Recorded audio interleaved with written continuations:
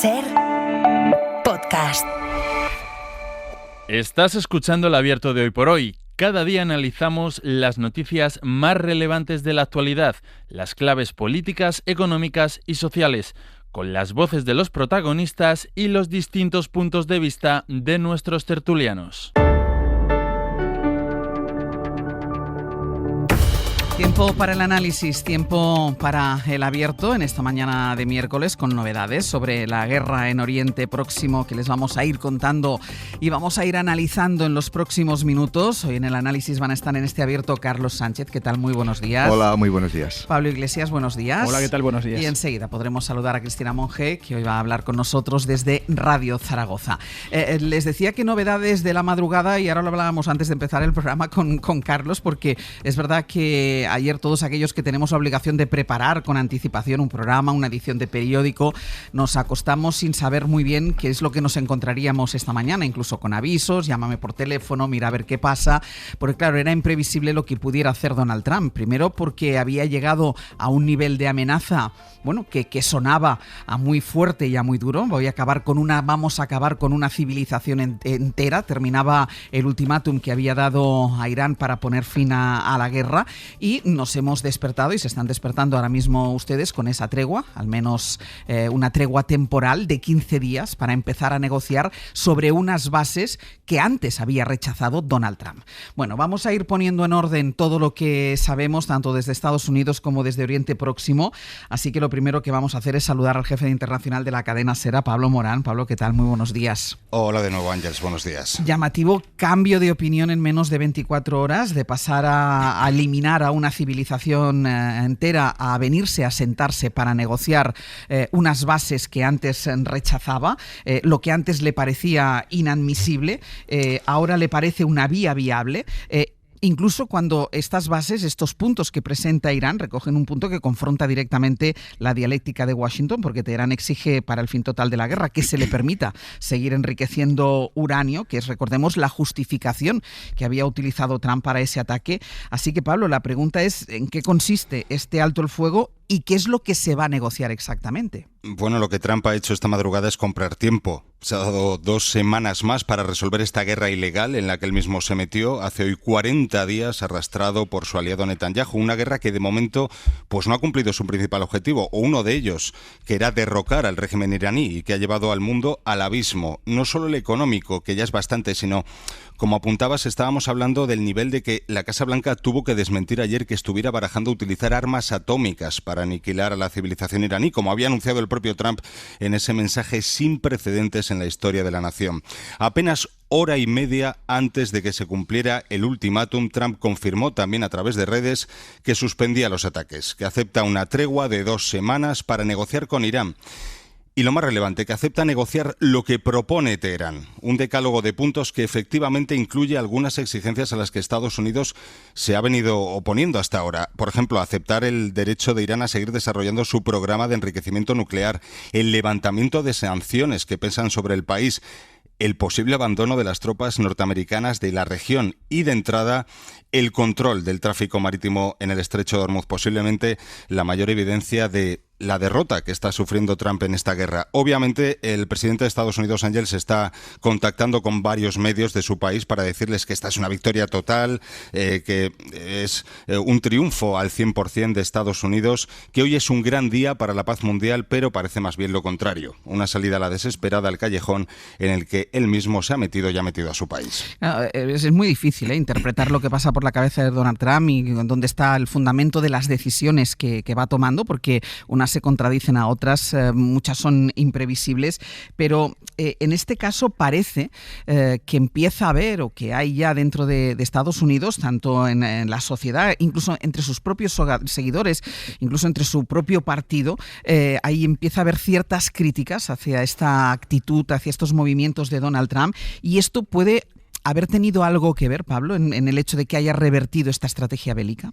Hay una variable clave que es el coste que esto puede suponer, o que puede suponer escalar en esta guerra a 7 meses de las elecciones de medio mandato allí en Estados Unidos. Desde luego, como señalas, las grietas en el movimiento MAGA han sido evidentes en las últimas horas tras la amenaza de Trump de aniquilar a la civilización iraní. It is vile on every level. Say to commit a war crime, a moral crime. Este es Tucker Carlson, el gurú de ese movimiento, como sabéis, denunciando que esto que planteaba Trump de aniquilar a una población entera era un crimen de guerra, que era algo loco y que él iba a hacer todo lo que pudiera para frenarlo.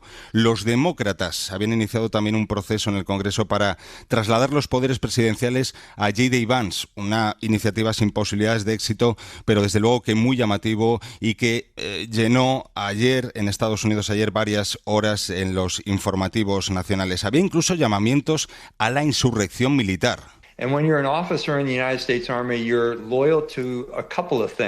Llamamiento como el de este veterano, Mark Hedlund, pidiendo a los soldados lealtad a la Constitución, una Constitución que para nada contempla ataques a infraestructuras civiles como está planteando o como ya llevaron a cabo ayer Estados Unidos e Israel en Irán. Esas son reacciones dentro de Estados Unidos al margen de la condena internacional del rechazo global a esa amenaza de Trump. Condena de aliados, de la ONU, incluso del Papa.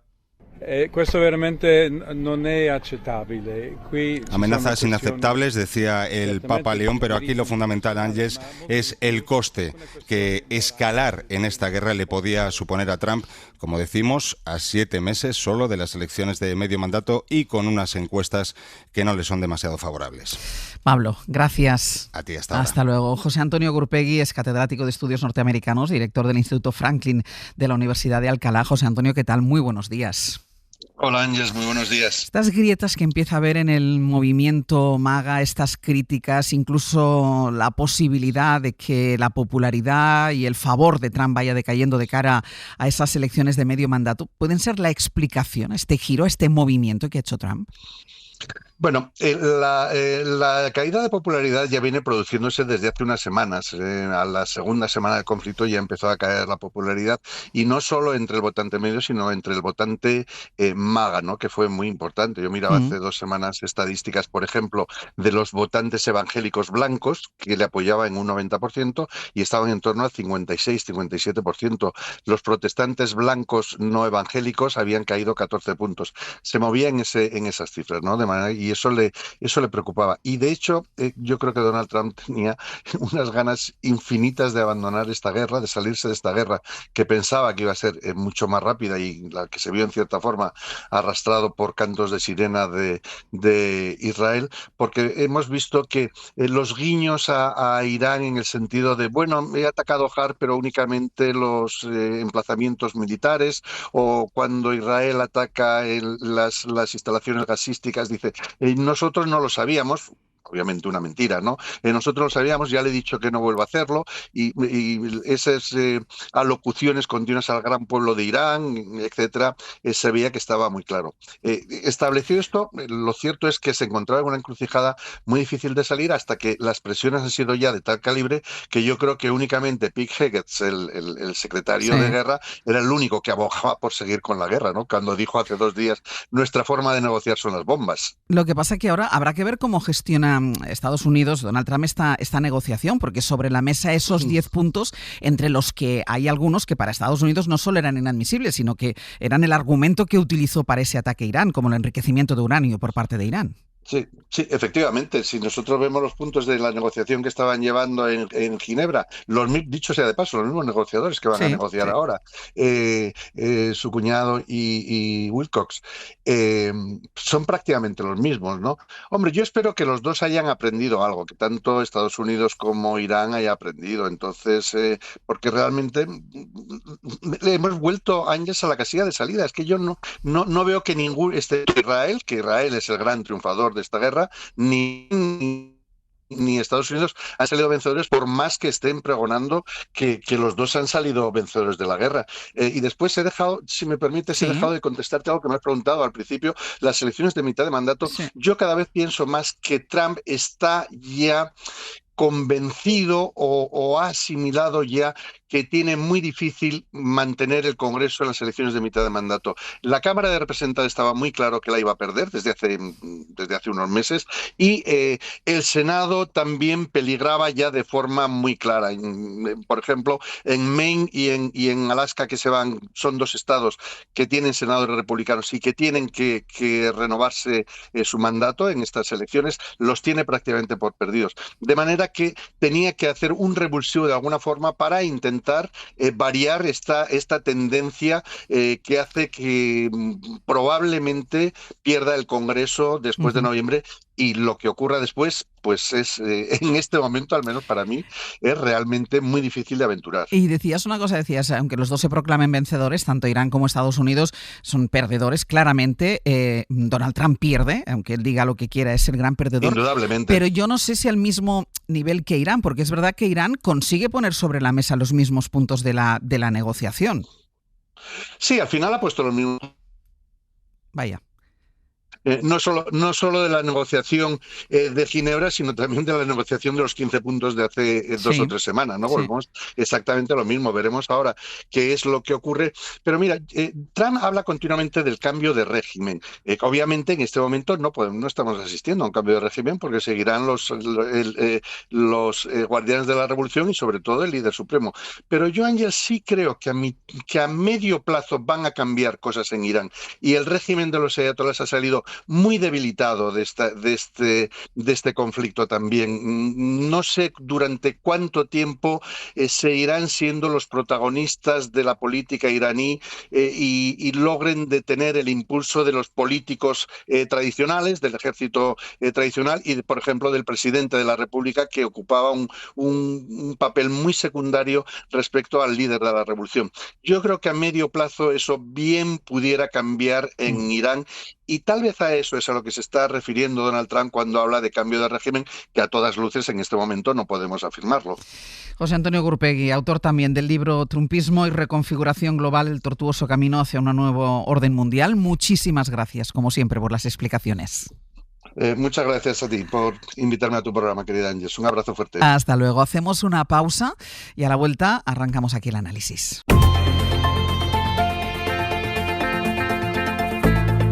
El Abierto. Ser podcast. En el Abierto, Carlos Sánchez, Pablo Iglesias, y saludamos también a Cristina Monge, que está allí desde el principio, que conste. Cristina, buenos días. ¿Qué tal? Muy buenos días. Vamos a ver si conseguimos entender, y después de todas las explicaciones que nos ha dado tanto Pablo Morán como Gurpegui, ese cambio de actitud, Pablo, de Donald Trump, que de querer eliminar una civilización entera, con esa amenaza nos acostamos. Decía antes Pablo, incluso se llegó a especular con la posibilidad de una bomba nuclear, a decir, vale, me siento a negociar sobre unos puntos sobre los que ya estaba negociando y me parecían inaceptables. Es el reconocimiento del error y del fracaso al mismo tiempo. El error de meterse en una guerra sin un plan, sin una estrategia, sin tener claro el diagnóstico de cuál es la situación real en el Golfo Pérsico, del poder geoestratégico que tiene Irán y que ha quedado ya demostrado para todo el mundo, y luego del fracaso de la intervención de estos 40 días, donde las bombas simplemente no han servido ni para cambiar el régimen, que supuestamente era el primer argumento que esgrimió Donald Trump, ni para que haya más libertades en Irán, todo lo contrario, porque se ha radicalizado y se ha militarizado, y luego en tercer lugar para que cambiara la situación. Y ahora venden como una novedad el que se reabra el estrecho de Hormuz, cuando el estrecho ya estaba abierto. Se cerró precisamente por la intervención militar de Estados Unidos y porque alguien le dijo a Donald Trump hay que intervenir en Irán, y él no hizo caso a los que le estaban advirtiendo de todo lo contrario, ha tirado para adelante, ha empeorado la situación no solamente en la zona sino en el conjunto del mundo, ha llevado al borde del precipicio a la economía mundial. Y yo creo que además de la situación política interna, las discusiones que hay incluso dentro del movimiento MAGA, pero sobre todo dentro de la propia democracia de Estados Unidos, ese levantamiento incluso en estamentos militares con destacados dirigentes que rechazan obedecer órdenes y que son cesados o son dimitidos, obligados a dimitir, yo creo que verdaderamente ese precipicio económico es el que a Donald Trump le importa y es el único que le puede hacer cambiar de decisión. Y luego lo acaba disfrazando finalmente todo de un beneficio supuesto para Estados Unidos, que al final parece que es beneficio personal. En esa publicación que ha hecho esta madrugada habla de vamos a ganar mucho dinero. Sí. Necesitas 40 días de guerra, casi apretar el botón nuclear para ganar mucho dinero. Al final esto iba de ganar de mucho dinero, y ese es el resumen de lo que hace Donald Trump con los aranceles, con la intervención en Venezuela, que tampoco era para llevar la democracia a Venezuela, y ahora en Irán parecido. Cristina.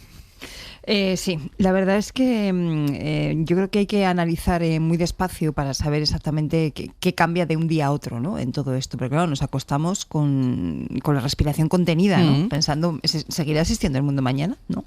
Realmente la única civilización que parece que se acaba, tal y como la conocíamos y la pensábamos, es la estadounidense como tal, ¿no? Lo que fue faro de Occidente en algún momento, si es que eso sigue existiendo. Decía el profesor Gurpegui que Trump ha ido perdiendo apoyo progresivamente desde prácticamente la primera semana que tomó posesión de su cargo, y efectivamente las cifras nos dicen eso, ¿no? Y va en picado hasta el punto que se empieza a especular con la posibilidad de que se invente algún tipo de estratagema para no convocar las elecciones de medio mandato en noviembre. No deja de ser una especulación de momento porque es complicado, pero de la misma manera que tampoco pensábamos que íbamos a ver, como decía ahora Pablo, grandes mandatarios del ejército, ¿no? Grandes mandos del ejército planteándose la posibilidad de pararle los pies. Bueno, pues ahora mismo ya todo es posible, todo es planteable y todo tipo de especulación tiene posibilidad de ser creída. Ayer incluso votantes del MAGA, personas significadas del MAGA, cuando oyeron las declaraciones de Donald Trump diciendo que iba a acabar con toda la civilización, ¿no? Con toda una civilización, se unieron a las reivindicaciones de algunos de los demócratas que pedían que se pusiera en marcha la enmienda número 25 que plantea inhabilitar al presidente del gobierno, pero incluso personas del MAGA, del movimiento MAGA. Por lo tanto, realmente la situación de presión interna que tiene es absolutamente salvaje, ¿no? Por eso me parece muy acertada la expresión que utilizaba el compañero Pablo Morán cuando decía esto ha sido una salida a la desesperada del callejón sin salida en que él mismo se había metido. Creo que efectivamente es la frase que mejor explica todo esto. Pero hay algo que sí que ha cambiado esta noche y yo creo que es importante señalarlo. No es el estrecho de Hormuz, que efectivamente ya estaba abierto, si se cerró fue por todos los ataques y todo lo que pasó.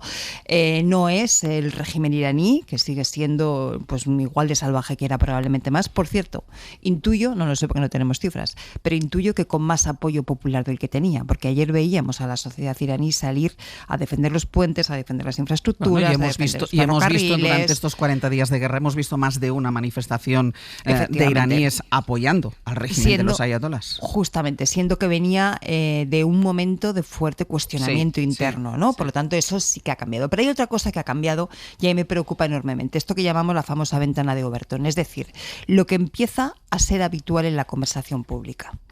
En la medida en que Donald Trump va subiendo el listón de la barbaridad, hay más cosas que se cuelan por debajo de ese listón.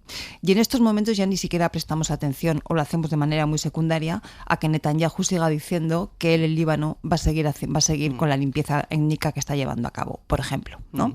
Porque el nivel de barbaridad ya sube hasta tal nivel, hasta tal punto, que por debajo se van colando muchas cosas que hace escasamente horas nos parecían inaceptables, pero que ahora mismo ya pasan por debajo de lo que nos escandaliza, ¿no? Y creo que eso sí que ha cambiado esta noche de una forma sustancial. Ahora en un rato nos iremos a Israel porque esta ha sido la reacción de Benjamin Netanyahu. Ahora nos lo van a contar desde Jerusalén y no solo esto. Ayer nos contaba Nuria Garrido, nuestra colaboradora en Israel, cómo sigue atacando Gaza, por ejemplo, y está ahí como todo sepultado porque hemos puesto el foco ahora mismo en este conflicto entre Irán y Estados Unidos. Pero sobre este cambio de postura de Donald Trump, Carlos. Sí, yo creo que estos últimos días, los que hemos vivido en vivo y en directo, la forma de negociar de Donald Trump prácticamente en su larga vida de empresario especulador, porque él siempre ha negociado con una pistola encima de la mesa, que es decir, él no es un negociador tradicional, de un empresario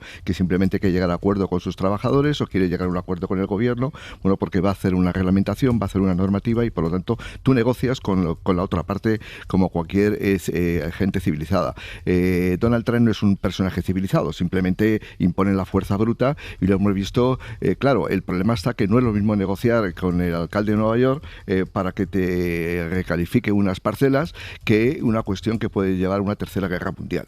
Y lo hemos vivido en directo y lo más dramático es eso precisamente, que el presidente de Estados Unidos utilice el método de negociación del chantaje, de la pistola encima de la mesa para llegar a acuerdos. Eso me parece que es una forma verdaderamente terrible y que es inaceptable para una democracia como es Estados Unidos. Yo creo que la segunda lectura que hay que hacer en todo esto, el que se ha visto la vulnerabilidad, es que la vulnerabilidad que tiene las empresas norteamericanas en la zona.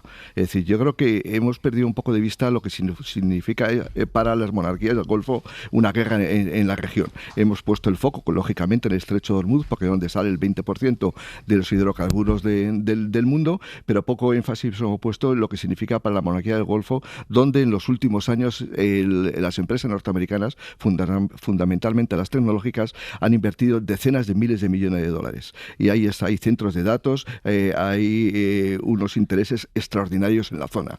Y eso Irán lo ha visto bien desde el primer día, cuando intentó y consiguió internacionalizar la guerra. Él no atacaba a Omán, a Dubái o a Emiratos simplemente porque le caían mal las monarquías, que evidentemente son rivales desde hace muchos años. Es básicamente porque sabe que están los intereses económicos. Y mientras un buque lo puedes trasladar a zona fuera del conflicto, un centro de datos no. Ese se queda fijo en el sitio. Y hay un bombardeo a centros de datos que afectan a la seguridad nacional incluso, es muy, muy importante. Y luego una tercera reflexión muy rápida. Yo creo que Occidente en general, y estoy pensando ahora mismo en Ucrania, debería repensar la política de sanciones. Es decir, cuando hay países hostiles como Rusia, cuando hay países hostiles como Corea del Norte, cuando hay países hostiles como Irán, creo que la mejor forma es negociar, y no esa política de sanciones que no te lleva a ningún lado, como está demostrado en Ucrania. Al final lo que ha ocurrido es que ya se ha hecho política de hechos consumados, Rusia se ha quedado con el 20% del territorio ucraniano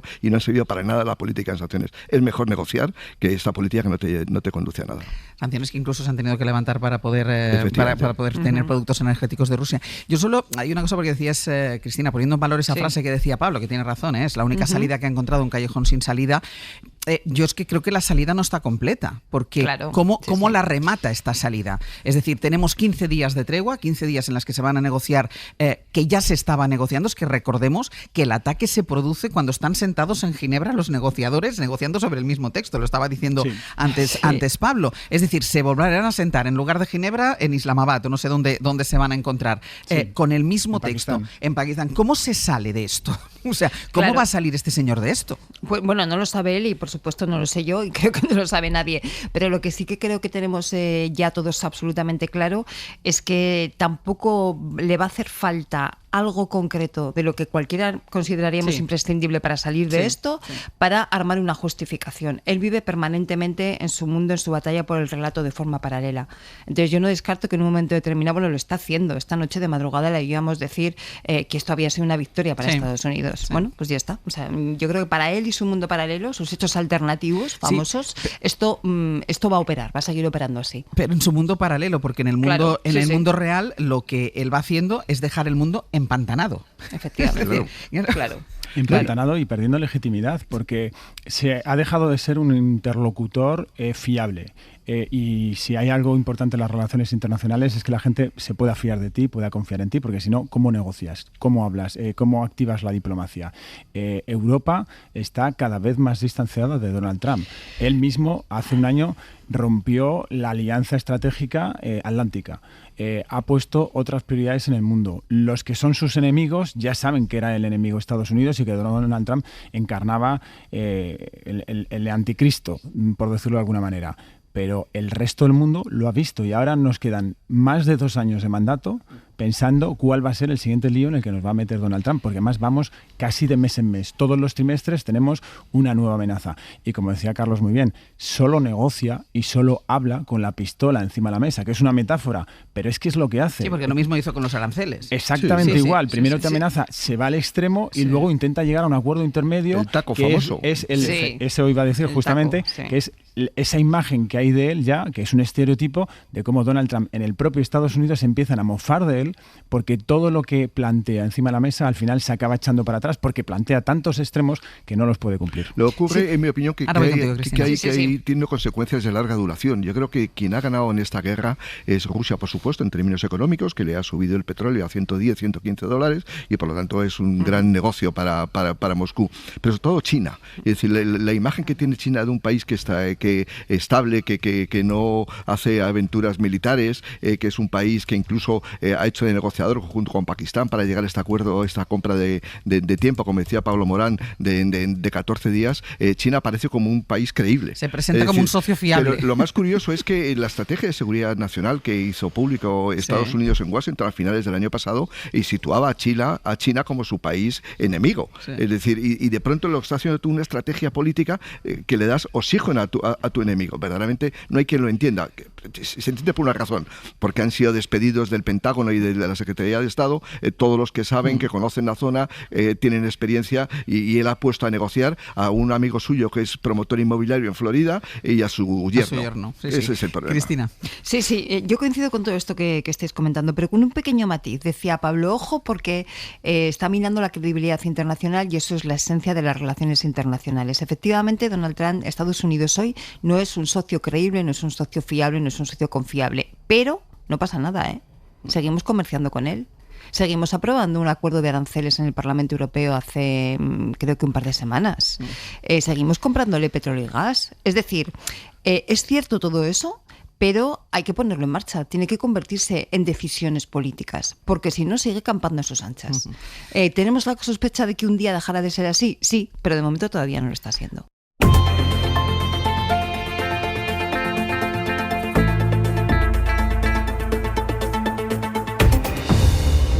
Abierto Carlos Sánchez, Cristina Monge y Pablo Iglesias.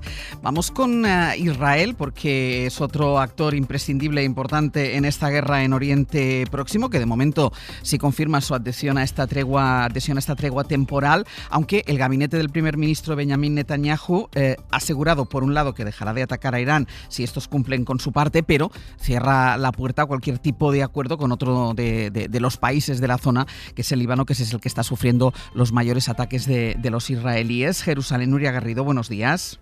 Buenos días, Ángels. Porque tiene claro, a pesar de que los mediadores pakistaníes dicen lo contrario, pero Netanyahu tiene claro que esta tregua de 2 semanas no incluye al Líbano, y esto es importante porque uno de los puntos que exige Irán en su propuesta de paz es precisamente que cesen también todos los ataques contra ese país, contra el Líbano, pero Netanyahu de momento confirma que va a continuar con sus planes expansionistas.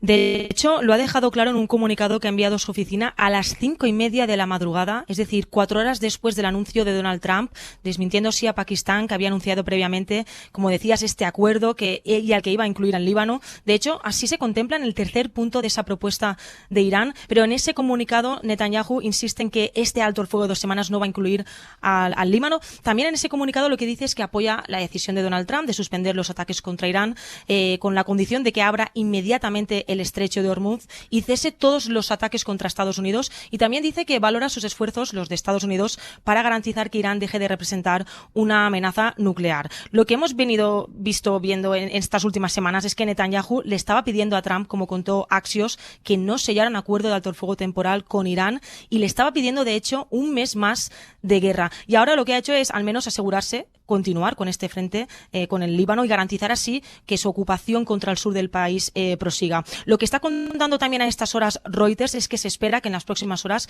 Hezbollah anuncie su posición respecto al alto el fuego y responda a esta afirmación de Netanyahu. Y de hecho lo que vimos también es que durante las primeras horas después de que Trump anunciara este alto el fuego, Hezbollah suspendió sus ataques contra el norte de Israel, cumpliendo con lo que se había anunciado. Pero bueno, en cualquier caso, medios libaneses están recogiendo que durante esta mañana ya se están registrando nuevos ataques israelíes contra el Líbano, entre ellos uno cerca de un hospital en la ciudad de Chakra, en el sur del Líbano, que ha dejado al menos a 4 personas muertas. Y lo que ya se espera es que durante estas próximas semanas, si algo va a hacer Israel es bombardear más que nunca el Líbano, porque Netanyahu no quiere que esta guerra acabe, no quiere que cesen los bombardeos y lo va a seguir haciendo contra el Líbano, como hemos venido contando. De hecho, los ataques han continuado esta noche porque, a pesar de que los mediadores pakistaníes decían que el alto el fuego tenía la entrada en vigor inmediata en cuanto se ha llegado a ese acuerdo, y es verdad que Estados Unidos e Irán han detenido sus ataques, pero sí que se han escuchado explosiones en Jerusalén después del anuncio de Trump, también en Sidón, en el Líbano, como decías ahora, Nuria, donde Netanyahu ha confirmado que va a seguir la guerra. Sí, en Sidón se han registrado al menos 8 muertos, según están informando ahora medios iraníes, pero como decías, esta ha sido una de las peores madrugadas aquí en Jerusalén. Cerca de las 2:30 se escuchó una fuertísima explosión. Vamos a escucharla. Se escuchó desde aquí, desde Jerusalén Este, y algunos medios reportaron que se produjo caída de metralla sin que se hayan registrado víctimas. Pero es que durante al menos la siguiente hora, desde aquí continuábamos escuchando intercepciones sin que saltaran previamente las alarmas, y en otros puntos del país, como el sur y Tel Aviv, también siguieron llegando misiles balísticos. Todo esto ocurría después del anuncio de Trump, después de que Irán también confirmara esta tregua y que también lo hiciera Pakistán. Con lo cual, Irán ha exhibido esa resistencia y esa capacidad militar, incluso una vez se anunció este alto el fuego que proclaman como una victoria, y esto, Ángel, se está empezando a molestar a los líderes de la oposición aquí en Israel que apoyaban esta guerra. Por ejemplo, el líder de la oposición, Lapid, ha escrito: Israel ni siquiera estaba en la mesa cuando se tomaron decisiones clave. Y por otra parte también Yair Golan, que es considerado aquí el líder de la izquierda, ha dicho en Twitter: ninguno de los objetivos se cumplió, el programa nuclear no fue destruido, la amenaza balística permanece y el régimen sigue en pie, incluso sale de esta guerra más fuerte que nunca. Con lo cual, todo esto ha molestado mucho aquí a los líderes de la oposición, este acuerdo que ha firmado ahora Netanyahu con Irán. Y vamos a ver durante estas 2 semanas, Ángel, si se cumple, si Israel cumple con su palabra, y también vamos a ver cómo actúa ahora Irán. Pues seguiremos viendo qué pasa con el papel de Israel. Muchísimas gracias, Nuria. Gracias, Ángel, un abrazo. Descansa, Cristina, lo apuntabas tú. O sea, hemos puesto el foco en Donald Trump, pero no habrá pacificación de la zona sin contar con este actor fundamental, que de hecho es quien arrastra a Donald Trump a esta guerra, que es Israel, que ya ha dicho: yo voy a continuar con mis planes en el Líbano. Efectivamente, yo la verdad es que me abstengo un poco de afirmar categóricamente quién arrastró a quién, ¿no? Porque creo que no lo sabemos exactamente nadie, pero efectivamente todo apuntó en su momento a que fue Netanyahu el que arrastró a Estados Unidos a esta barbarie que, por otro lado, Trump estuvo encantado de seguir, ¿no? Sí. Y sin embargo ahora, pues en la medida en que Trump, como decíamos, ¿no?, va aumentando el nivel de barbaridad, esto parece que va saliendo fuera de foco, pero Gaza se sigue arrasando, en el Líbano la guerra continúa y Netanyahu sigue adelante con su plan original, ¿no?, de la expansión en toda la zona. Una zona que, aunque la guerra terminara mañana, es ya un absoluto desastre, no solamente humanitario o a nivel de infraestructuras o de economía destrozada, sino con una enorme fragilidad política, ¿no? ¿Qué proyectos políticos pueden salir de allí aunque el conflicto terminara mañana? En estos momentos yo creo que el daño que se está haciendo al conjunto de la población que vive en toda esa parte del planeta, todavía no somos capaces de saber cuánto perdurarán y hasta dónde va a llegar. Y hay 2 personas responsables con nombres y apellidos. Una es el señor Netanyahu, que ya nos dejó impávidos a los europeos y a las europeas con un genocidio en Gaza, y ahora acompañado por su aliado occidental, el señor Donald Trump.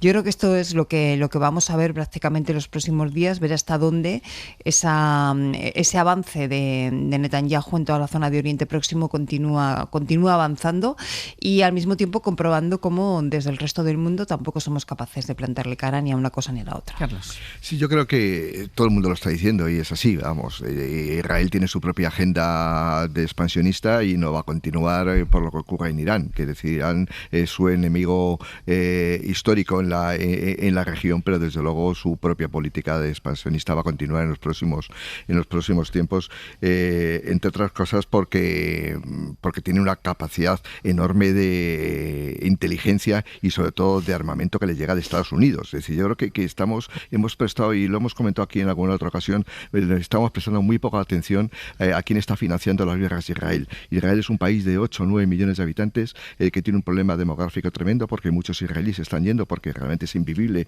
estar en un país que es permanentemente en guerra desde hace décadas. Va ganando todas las batallas, pero la guerra nunca la ha ganado, porque realmente puedes ganar en el campo de batalla, pero luego la guerra política nunca la ha ganado Israel porque está permanentemente en conflicto con sus vecinos. Y yo creo que hay que prestarle mucho más atención quién está financiando las guerras de Israel. A mí me parece que ese es un dato importante que probablemente Europa, hablábamos antes de la política de sanciones, no está prestándole suficiente atención. Creo que lo mismo que con Irán, la capacidad de influencia que tiene Europa es muy limitada, pero con el caso de Israel, donde las relaciones comerciales, las relaciones económicas son mucho más estrechas, creo que Europa debería tener mucha más capacidad de presión a lo que está haciendo el gobierno de Tel Aviv. Irán ha sido la cortina de humo perfecta para Israel, para invadir Líbano, para quedarse con parte del Líbano y para hacer una guerra contra Líbano, o el Líbano, mejor dicho, contra Irán. Deberíamos explicar a la gente o recordar a la gente que cuando se invade Líbano y se ataca a Líbano no es porque Israel tenga una guerra con su país vecino, sino porque Irán tradicionalmente ha usado Líbano como base para la organización terrorista Hezbollah, y desde allí se han producido y organizado muchos de los ataques contra Israel. Puede parecer que es una excusa perfecta para que Israel ataque Líbano, pero entre defenderte y atacar a un país vecino y luego ya lo que ha hecho estos últimos días, que es invadir el país vecino con la pretensión de quedarte un porcentaje de ese país, la explicación o el paralelismo es tan simple como lo que Rusia hizo en Ucrania. Exactamente igual. Aprovechando una cortina de humo en Irán, mientras que todos mirábamos a Irán, mientras que todos estábamos ayer temblando porque parecía que Donald Trump iba a lanzar una bomba atómica sobre Irán para acabar con una civilización en una sola noche, y mientras tanto Israel ha hecho lo que le ha dado la gana en Líbano. Y que va a seguir haciéndolo. Y lo va a seguir haciendo porque ahí vamos al fondo del asunto de lo que ha sucedido esta noche, o a uno de los puntos de ese supuesto acuerdo, que es: se para el conflicto en Irán, se reactiva todo el tráfico en el estrecho de Hormuz, pero Líbano queda aparte. Porque parece que Líbano no formaba parte de este puzzle, pero lo cierto es que Netanyahu lo metió desde el primer día en ese puzzle. Y entonces creo que eso nos lleva a la siguiente pregunta, que es: ¿realmente Líbano era el objetivo o ha sido simplemente una ventana de oportunidad que ha visto Netanyahu para actuar? Y hay que ser un poco inocente para pensar que esto ha sido una ventana de oportunidad, que hay gente oportunista, que hay gente inteligente que ve y actúa.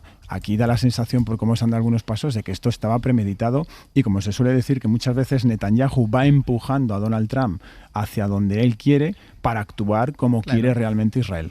No, quería un comentario solamente con lo que decía Pablo. Yo creo que las trampas del lenguaje que tiene, que asumimos, no lo digo en tu caso, sino en general, porque es así. Hezbollah es una organización terrorista, no hay ninguna duda de eso. Es decir, pero claro, ¿por qué no llamamos a Israel un Estado terrorista? Claro, sí, claro. Es decir, seguramente por ser un Estado, por eso digo, ¿no? Porque nos cuesta un poco más. Pero hemos asumido que Israel un tiene... Estado no debe ser terrorista, pero que tiene comportamientos terroristas Israel es evidente. Efectivamente. Es que Israel tiene ahora un cheque en blanco, que decir, Joe Biden antes de marcharse pues le dejó el camino expedito, pero ahora nunca se va a encontrar con un presidente de Estados Unidos tan subalterno tan a favor de la política de Tel Aviv. Sí. Es decir, entonces están aprovechando esa ventana de oportunidad que tú decías, Pablo. Amigos, permitidme recordar que hace no tanto en estos mismos micrófonos debatíamos si Israel era una democracia. O sea, que de esto hace 4 días. Y hay una pregunta que también, perdona un momentito, Ángel, si me permite, es una pregunta que también ha desaparecido ya de la conversación pública y que nos hacíamos hace también nada, que era: ¿existe una oposición dentro de Israel que esté cuestionando a Netanyahu? Eso también nos lo preguntábamos hace nada, ¿no? Y efectivamente, en función de qué tipo de información tuvieras y qué tipo de medios estuvieras leyendo de un sitio u otro, pues podías ver un poquito más de esperanza en cuanto a una oposición en el ámbito universitario, intelectual, no sé qué, o menos, ¿no? Eso ya ni siquiera nos lo planteamos. No, al contrario, Nuria Garrido nos contaba desde ahí cómo la oposición criticaba que se hubiera adherido a esta tregua por lo que respecta a Irán, que no Líbano. Hay una brecha o dos brechas que yo veo en el supuesto acuerdo de negociación de esta noche, y es el hecho de si esto supone una tregua para Irán y para el estrecho de Hormuz, pero no para Líbano, aparentemente es una ventaja para Israel, ¿no? Para que Israel siga haciendo lo que le dé la gana, como decíamos. Pero la negociación de detener los ataques contra Israel, es decir, todo lo que tiene que ver con Hezbollah, también está dentro del acuerdo de paz, porque si está dentro del acuerdo de paz y Trump consigue frenar esa brecha, esos ataques contra Israel, pues evidentemente Netanyahu también habrá ganado esta guerra. Pero si eso queda al margen y Hezbollah no solamente persiste, sino que incluso vuelve a resurgir, Netanyahu habrá perdido también esta guerra.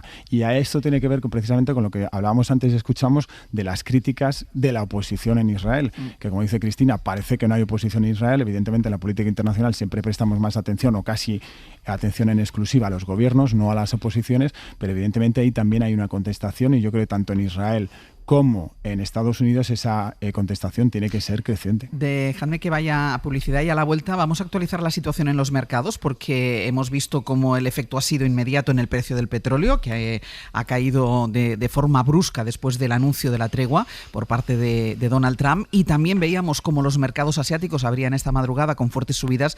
Una pausa y vemos qué pasa con los mercados aquí.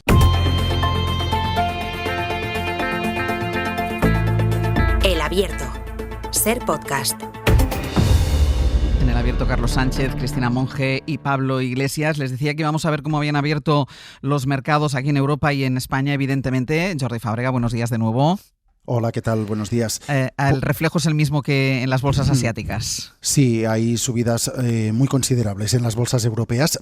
El IBEX 35, por ejemplo, está ganando ahora mismo un 3,7% y en el resto de parqués estamos viendo subidas incluso superiores, por ejemplo, en Alemania, donde el principal índice gana un 5%, en Francia ganan también un 4,3%, el Eurostoxx, que es el principal índice que agrupa los grandes valores en Europa, está subiendo también un 4,9%, así que vemos que esas alzas que contábamos que se habían producido en Asia se están replicando en las bolsas europeas, donde son básicamente las empresas vinculadas con el turismo y con los viajes, como por ejemplo IAG y los bancos, los que más están subiendo. IAG gana un 9%, vemos entre los bancos el Santander subiendo un 8%. Y el único valor que escapa, o el valor que más escapa a estas ganancias, son las empresas energéticas. Repsol cae un 8%, también vemos como Naturgy o Enagas, que son las empresas que están más vinculadas a la evolución del gas natural, están cayendo en torno a un 1%. Está bajando mucho, como te contaba a primera hora, los precios energéticos, tanto del petróleo, que sigue alrededor de los 94-95 dólares el barril de Brent en función del momento, como también el gas natural, el de referencia en Europa, que ha abierto también hace poco y ha empezado a cotizar, se está pagando ahora a 44 euros por megavatio. Ayer costaba 53,54, así que está sufriendo también una caída considerable del 16% en solo un día, recordando siempre que tanto en el gas como en el petróleo estamos hablando de precios que son bastante más caros, bastante más altos que los que teníamos justo antes de que empezaran los ataques. Jordi, gracias. Hasta luego. Reflejo pues en los mercados, buena noticia para los mercados que sienten cierto alivio con esa subida de todos los parqués y además esa bajada del precio del barril del petróleo. Esta mañana nos contaba Jordi Fábrega, yo le preguntaba, en el hipotético caso que esto terminara ahora aquí, y que ya por el estrecho de Hormuz se pudiera circular, ¿cuánto se podría regular un poco la situación energética sobre todo? Y me decía que los expertos dicen que cerca de 2030, es decir, que lo que esté pasando ahora no se piensen que se va a traducir inmediatamente en una bajada de los precios de los carburantes, porque esto es un poco más lento, entre otras cosas porque se han estropeado, porque se han bombardeado, se han destruido muchas infraestructuras energéticas. Y una última cosa con referencia a la guerra, el tuit que ha publicado hace poco el presidente del gobierno, que dice: los altos al fuego siempre son una buena noticia, sobre todo si conducen a una paz justa y duradera, pero el alivio momentáneo no puede hacernos olvidar el caos, la destrucción y las vidas perdidas. El gobierno de España no aplaudirá a quienes incendian el mundo. Ponemos de momento punto y aparte, que no final, porque seguiremos hablando de esto durante mucho tiempo, pero punto y aparte, y vamos a la situación, iba a decir la situación política aquí en España, bueno, es la situación judicial, porque esta es una semana marcada por dos grandes juicios. Por ejemplo, continúa en el Supremo esta mañana el juicio del caso Mascarillas, que en su primera sesión ha dejado ya entrever por dónde piensan ir las defensas. De momento, ayer fue el turno de la declaración de los primeros testigos, entre ellos Jessica Rodríguez, la expareja de Ábalos, un testimonio que confirma lo complicado que se presenta el horizonte judicial del exministro de Transportes y ex número 3 del PSOE. Isabel Vega, buenos días. ¿Qué tal? Buenos días. Porque con la declaración de Jessica Rodríguez se confirman los indicios de cohecho, de malversación, porque por un lado reconoció que fue colocada a dedo, que obtuvo empleo en dos empresas públicas con el conocimiento del exministro de Transportes, aunque no iba a trabajar, y por otro lado también reconoció que el piso en el que vivía lo pagaba un socio de Víctor de Aldama, y esto ha hecho que la defensa de Ábalos cambiara de estrategia y se dedicara a cuestionar la validez del testimonio de Jessica Rodríguez. Sí, resultó muy sorprendente porque es que fue a bocajarro. Vamos al grano. ¿No es cierto que usted es una captación que propicia el señor Aldama para el señor Ábalos? Vamos a ver. No, esa pregunta no se la puedo permitir. Señoría, discúlpeme. Bueno, ¿es cierto que usted se dedica a la prostitución? La defensa de Ábalos intentaba sembrar la duda en el tribunal sobre el pasado de Jessica Rodríguez, insinuando que en realidad tiene relación con Víctor de Aldama, cosa que ya viene negando por activa y por pasiva. Se trata de construir un relato alternativo sobre el pago del piso en el que vivió la mujer durante casi 3 años, que fueron, recordemos, cerca de 3.000 euros al mes costeados por un socio de Aldama. Ese mismo socio, de hecho, ayer lo confirmó como testigo ante el tribunal. Esto pesa como un cohecho sobre Ábalos y su defensa lo que viene a insinuar es que subyace una relación entre Jessica Rodríguez y el comisionista que podría explicar esos pagos del piso al margen de cualquier intervención del exministro. De ahí que insistiera mucho en el interrogatorio en la razón por la que le estuvieron costeando la vivienda hasta finales de 2021, cuando ella había roto con Ábalos 2 años antes. También que pusiera el abogado en duda que Jessica Rodríguez no preguntase al exministro quién estaba pagando realmente la vivienda. Ella, a lo primero, dijo que Ábalos la siguió ayudando porque se sentía culpable. A lo segundo, respondió que es que ella no es mujer de hacer ese tipo de preguntas. Bueno, la defensa sembró así la duda, ya veremos con qué frutos, y hoy estaremos pendientes de la estrategia que sigue con Claudia Montes, otra amiga de Ábalos, supuestamente enchufada en una empresa pública que testifica, bueno, está previsto que testifique en la sesión de mañana.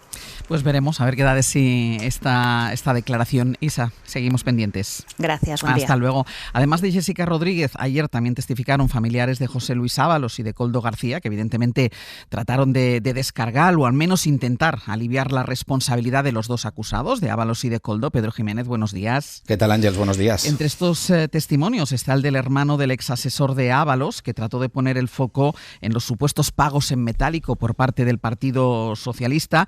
Es un asunto que, recordemos, se investiga en una pieza separada en la Audiencia Nacional. Dijo el hermano del Koldo que él mismo había tenido que ir 2 veces a Ferraz para recoger sobres con dinero en efectivo, lo que deja la duda de si estas declaraciones en el Supremo pueden afectar en algo a esa otra pieza separada.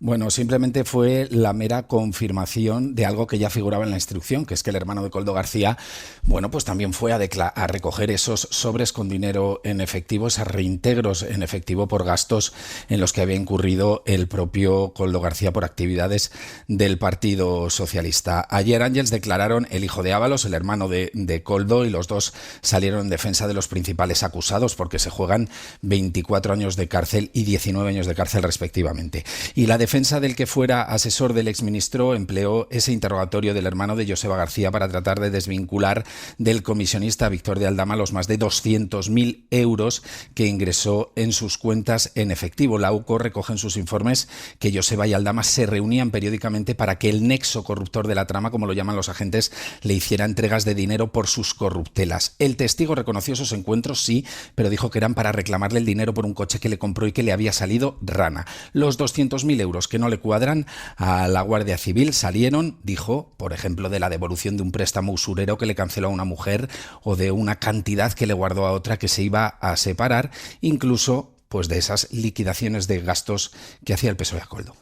Ahí he estado 2 veces, que recuerde, y las 2 para eso. No he vuelto nunca más. Yo subía, ellos me decían dónde tenía que subir, ella me dice, toma, aquí tienes el dinero. Yo cojo el sobre con el dinero. Entiendo que es dinero porque ella me dice que es dinero, porque, vuelvo a decir, jamás he abierto un sobre, pero el sobre lo cerró delante mío. Yo por eso sé también que había dinero ahí. Podía haber contestado que sí conocía el contenido del sobre. Sí. Claro. Y el primogénito de Ábalos, Ángels, a quien los mensajes incautados le señalan como actor de reparto en esas mordidas que manejaba la trama, ha negado la mayor. Víctor Ábalos dice que no es el custodio del dinero de su padre, que solo le ha ayudado económicamente cuando lo ha necesitado, con préstamos, dijo, claros y transparentes. Pedro, gracias. Hasta luego. Bueno, la galería de personajes en este juicio ya veremos lo que va dando de sí. Lo que sí parece, al menos, es verdad que ayer fue solo la primera jornada, pero sí parece, y sobre todo a raíz de las declaraciones de Jessica Rodríguez, Carlos, que se le pone cuesta arriba el futuro. Yo creo que ya lo tenía bastante en pendiente, se lo pone un poco más cuesta arriba el futuro judicial de Ábalos. Sí, porque primero lo que me sorprende en el juicio que ha comenzado es lo cutre que es todo, ¿no? Sí, que da la sensación de que yo siempre he pensado que cuando cuando alguien es ministro de secretario de organización o tiene un alto cargo en cualquier administración, sea socialista, del Partido Popular, de cualquier otra organización, se corrompe de una manera más elegante y sobre todo con más cuantía de los ingresos, y la verdad que todo es como muy cutre, que decir, al final lo que se está juzgando aquí, si no recuerdo mal, son 95.000 euros que no se ve por ningún lado que ha podido ingresar de manera ilícita el señor Ábalos, 95.000 euros, es decir, que para alguien que es ministro pues no parece una cantidad extraordinaria, ¿no?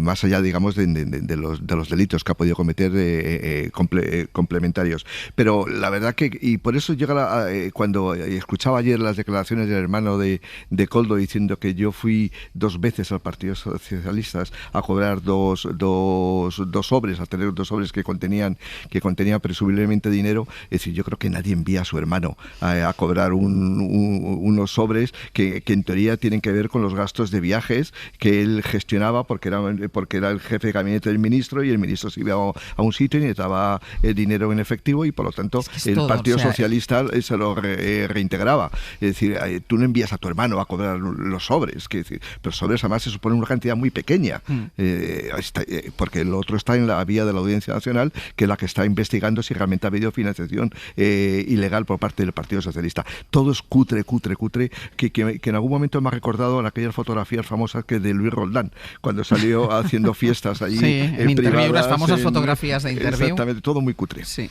Aquí no hay fotos, porque si hubiéramos visto fotos de algunas de las fiestas de las que se han hablado, ya tendríamos un escándalo bastante más grande. Que no significa que no la vaya a ver. Que no significa que no haya fotos o que no las haya habido. Pero bueno, de momento si no han aparecido, ya parece a estas alturas complicado, porque sabemos muchos detalles, y ayer efectivamente en esa sesión lo que hubo fue la confirmación de esos detalles, el escuchar públicamente con cámara, con sonido, y que veamos cómo algunos de los implicados confiesan directamente lo que pasaba, ¿no?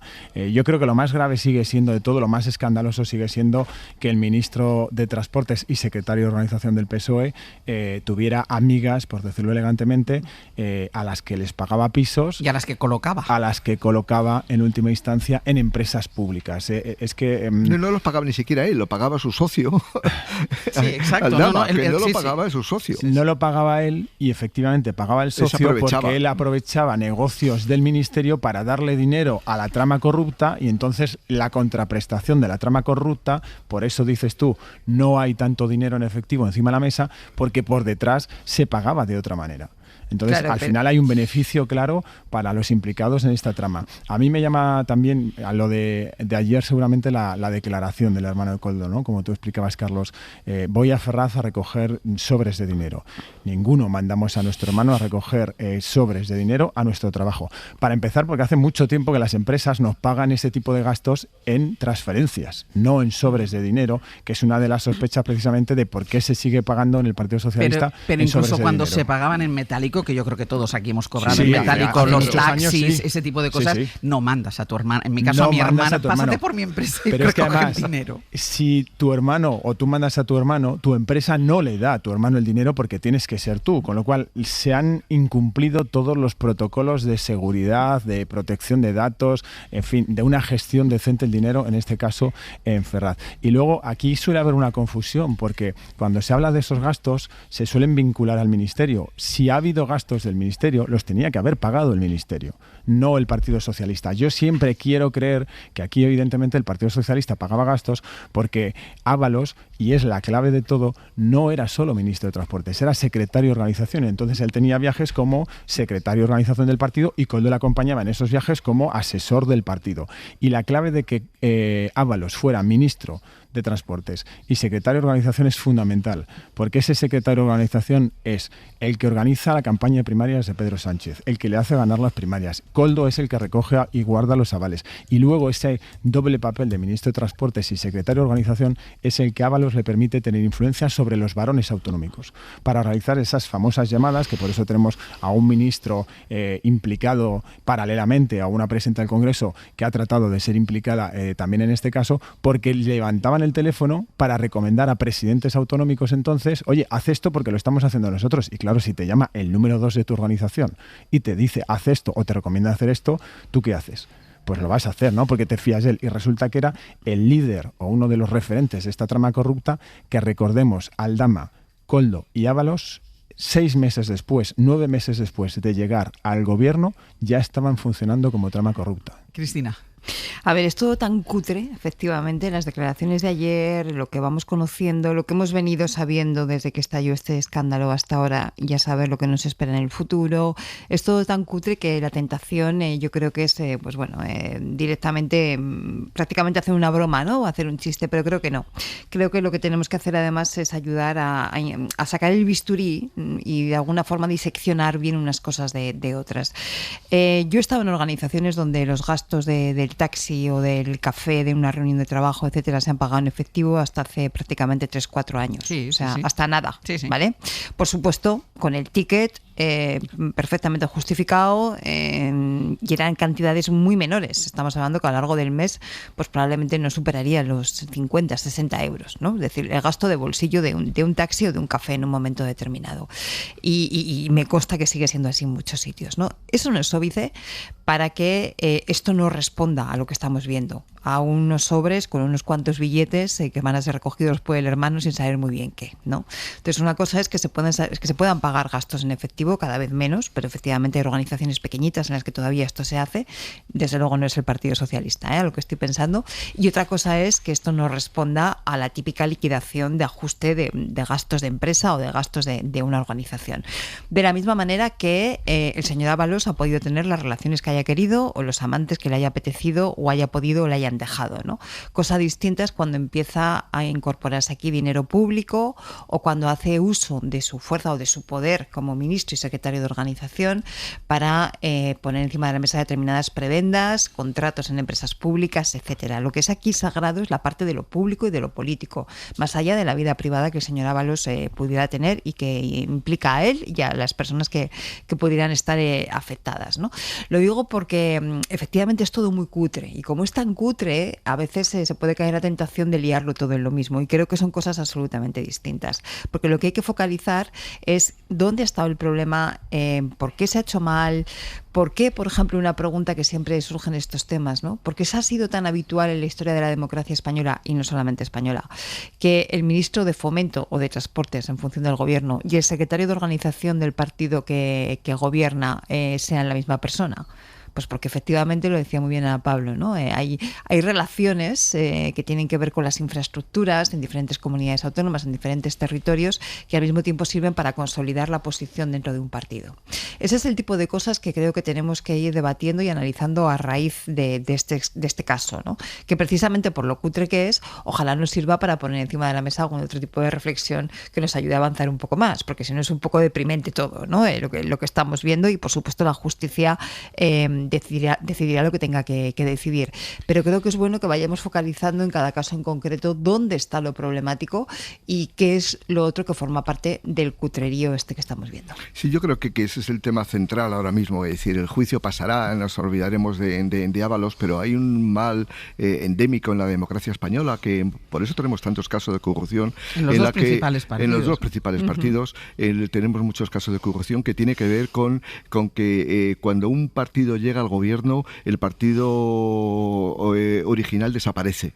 Es decir, el partido no está solamente para convocar elecciones, para ganar las elecciones, para tener un aparato electoral permanentemente dinámico para cuando hay citas electorales, sino que el partido está también para controlar al gobierno.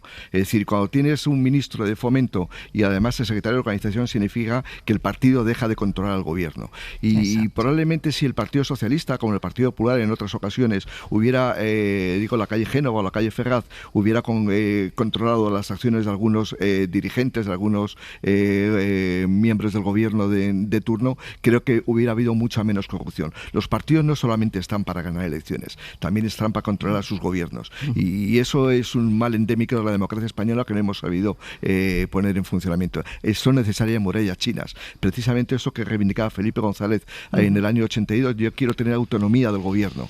El gobierno tiene derecho a tener autonomía respecto al partido, pero el partido también tiene derecho a tener autonomía respecto al gobierno. Yo veo un mal endémico creciente todavía mayor, que es el hecho de que los partidos están dejando de ser partidos, organizaciones colectivas con dirigentes que participan en reuniones, expresan sus opiniones, incluso tienen capacidad para opinar y para votar y decidir, y se están convirtiendo en organizaciones unipersonales. Cuando están en el gobierno siempre ha sido más frecuente, porque al final el presidente del gobierno y líder del partido pues tiene tanto poder y tanta capacidad de decisión que hace que esa organización sea más jerárquica, pero estamos viendo desde hace más de 10 años que incluso los partidos de la oposición, los partidos que son socios del gobierno, etcétera, etcétera, se están convirtiendo de inicio, directamente nacen como organizaciones unipersonales y cuando crecen siguen siendo exactamente igual y son casi tiranías, partidos convertidos en regímenes autocráticos directamente dentro de lo que es un partido político. Eso es un riesgo muy grande que tiene que ver con lo que tú dices, Carlos. Aquí, precisamente, una de las cosas que no se juzga, evidentemente, porque para eso no está el Tribunal Supremo, ni siquiera la instrucción, es el hecho de cómo se llegó a permitir eso. Porque no lo hace un ministro de los 22 que tienes, lo hace tu mano derecha, tu secretario de organización, ministro de Transportes, la persona de máxima confianza, el que, como se suele decir, te acompaña en el Peugeot de las primarias, etcétera, etcétera, y luego como de la noche a la mañana, de repente un día le cesas y no has dado todavía ninguna explicación de por qué le cesas. Y había motivos de sobra para cesarle y para explicarlo, pero 6 años después todavía no sabemos la verdad de todo eso. Déjame que me queda todavía el otro gran caso judicial que está centrando la atención esta semana, que es el juicio de la Kitchen, que se retoma el lunes en la Audiencia Nacional y que pasa por la negativa del tribunal a las peticiones, tanto de la acusación como de las defensas. Miguel Ángel Campos, buenos días. Buenos días, Ángels. Por un lado, los jueces han rechazado anular el juicio, como pedía la defensa del exministro de Interior Jorge Fernández Díaz y su ex número 2, por supuestos defectos de la instrucción, y por otro lado, también la Sala dijo que no a la petición del PSOE, que ejerce de acusación popular y que pedía que se investigara a María Dolores de Cospedal. Sí, rechazó el tribunal todas las cuestiones previas planteadas por el exministro Fernández Díaz, su mano derecha Francisco Martínez y el resto de defensas. No advierte nulidades ni vulneración de derechos. Además, desestimó la petición de la acusación popular del PSOE de retrotraer la causa para procesar a Cospedal y encausar al PP como partícipe lucrativo o responsable civil subsidiario, con el argumento de que ningún lucro económico obtuvo el PP con el supuesto espionaje a Bárcenas para destruir pruebas sobre su caja B. Teresa Palacios es la presidenta del tribunal. En cuanto al beneficio, el Partido Popular, desde las tesis de la acusación, se hubiera beneficiado si efectivamente esa documentación cuya información se estaba buscando quería entorpecer la investigación del caso Gürtel. Pero eso no tiene una traducción económica, es una traducción de una eventual obstrucción a la justicia. La investigación de aquel no se traduce en números. También desestimó incluir cualquier audio incriminatorio sobre Cospedal, no serán tenidos en cuenta ni escuchados en el juicio y Cospedal podrá negarse a responder sobre ellos cuando comparezca como testigo, Ángels. Claro, esos audios que el tribunal no va a incorporar a la causa son los que grabó el excomisario Villarejo de sus conversaciones que mantuvo con María Dolores de Cospedal, audios que la relacionaban a ella, a su exmarido e incluso de alguna manera al propio Mariano Rajoy con el espionaje a Bárcenas para destruir pruebas. Audios de Cospedal como este. Te estoy llamando. Eso es, no, digo que seguimos... Libretita sería mejor poderlo parar. Eso es, no te preocupes que yo voy a estar al loro en esto, ya te digo, voy a hacer todo lo posible en estos días por hacerme mucho más el encontradizo con ellos y tal, y seguir currando con el tema de los catalanes, a ver si sigue adelante la cosa. O este otro. Y ahora, no sé, lo que vosotros digáis, pero yo sería partidario de este tío, al cabrón del cabrón, hay que laminarlo, ¿eh? No, yo lo tengo más claro que el agua. Pero todo lo que sea ponerle ahora mismo paños calientes al recibo es un error, ¿eh? Yo no tengo la menor duda. Y otros aún más comprometedores, Ángels, revelados el año pasado por RACU. Presten atención porque la calidad no es la mejor. Son de 2014, en plena Operación Kitchen. En este, Cospedal habla con Villarejo sobre el entonces ya topo del operativo, el chofer de Bárcenas, Sergio Ríos. Villarejo dice a la política que hay que nombrarle Policía Nacional para comprarle, como finalmente ocurrió, y ella responde, claro. Desde que empecé con el tema de Bárcenas, siempre. Bárcenas, es que ese tema tiene mucho... ¿Y ese tío cómo está? Bueno, ese tipo, afortunadamente, gracias al personaje que tú ya conoces, que esa es otra.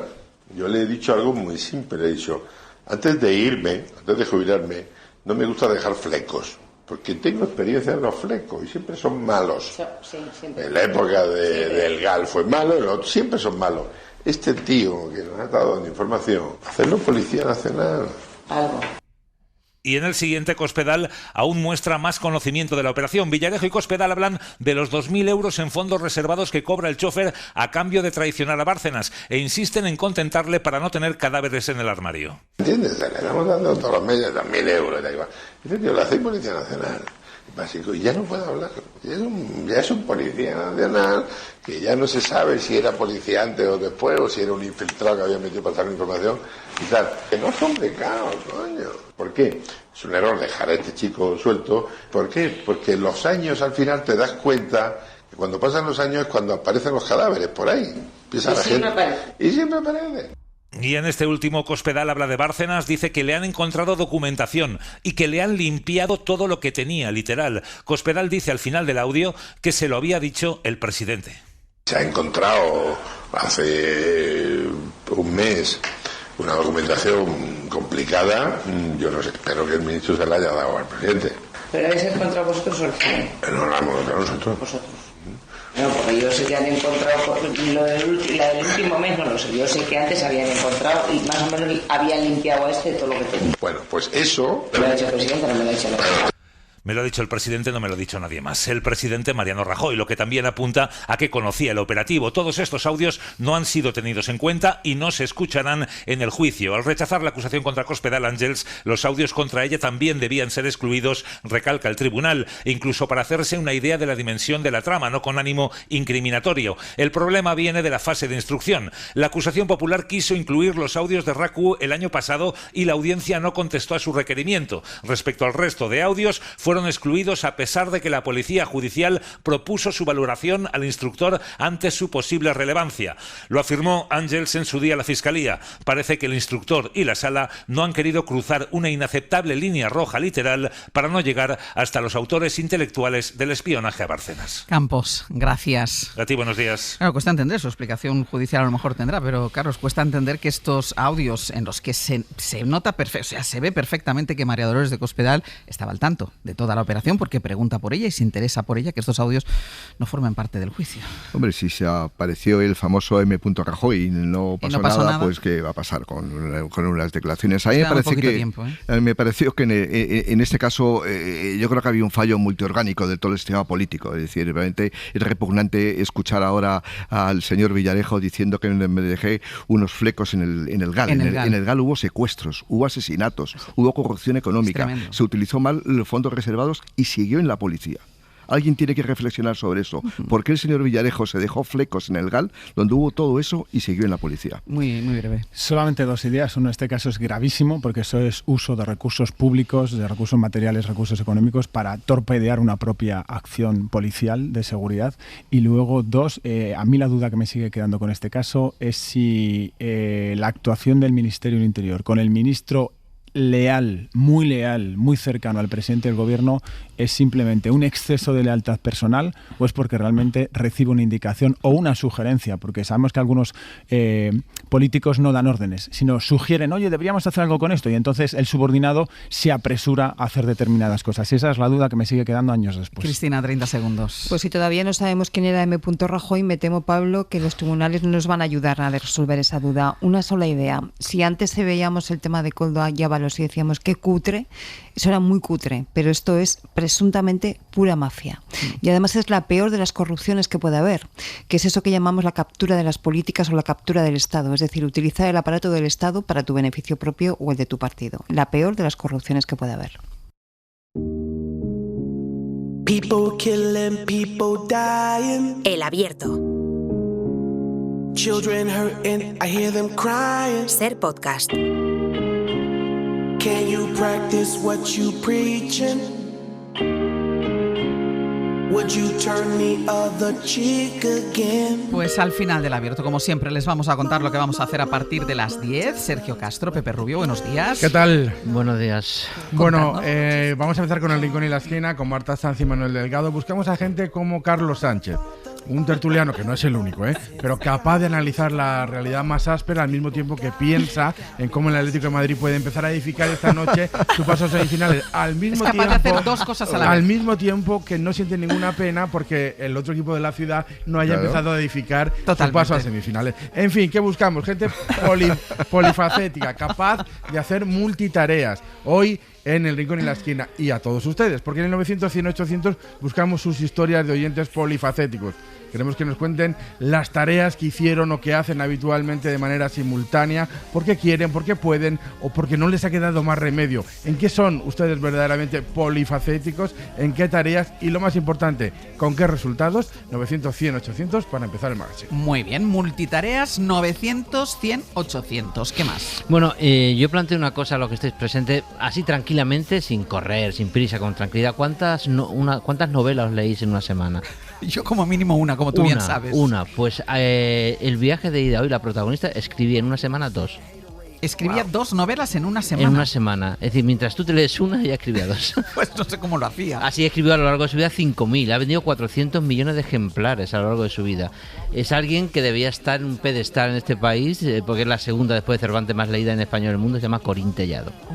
Y vamos a hacer el viaje de 2 en una semana. 2 en una semana. Es cierto que eran novelitas más pequeñitas, ya, 70, 100 páginas, pero hay que sentarse a escribirlas. Hay que sentarse a escribirlas. Sí. Pero decía Alfonso XIII a un ministro de la dictadura, decía, ha escrito más libros de los que ha leído. Ese es el caso contrario. Sí, exactamente. Exacto.